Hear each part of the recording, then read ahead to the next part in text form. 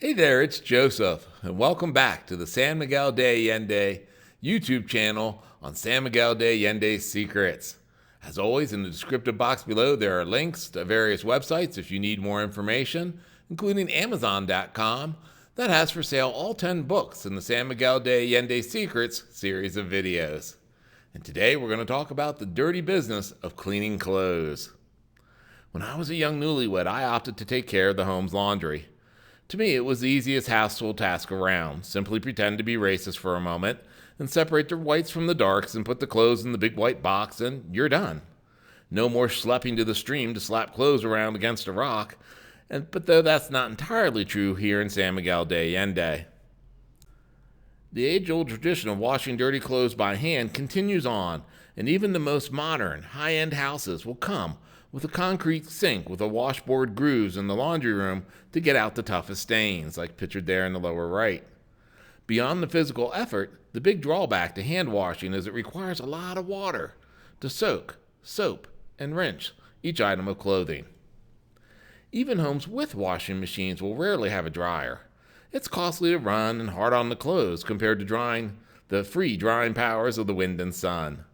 I lucked out and have a garage next to the washing machine to place damp clothes without having to worry about my unmentionables may blow off into a neighbor's courtyard. Why early indigenous civilizations often found themselves washing clothes down by the river, a rigorous yet effective method that is still practiced. The modern era has brought water into the home. Clothes are now often washed in the backyard or patio area. Other folks still prefer the social aspect of washing clothes at the churro and public sinks. Some of my pals have fond memories of wash days as they could bathe and frolic in the sinks when little as mom got caught up in the news of the day.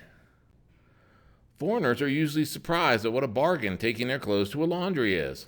You drop off your clothes and they wash, dry, and fold them nicely. And many of them will iron if you pay just a little bit extra. It was the Romans who took the concept of washing clothes and turned it into a commercial industry. The shift from homespun fabrics to much cheaper clothes called for more frequent washing.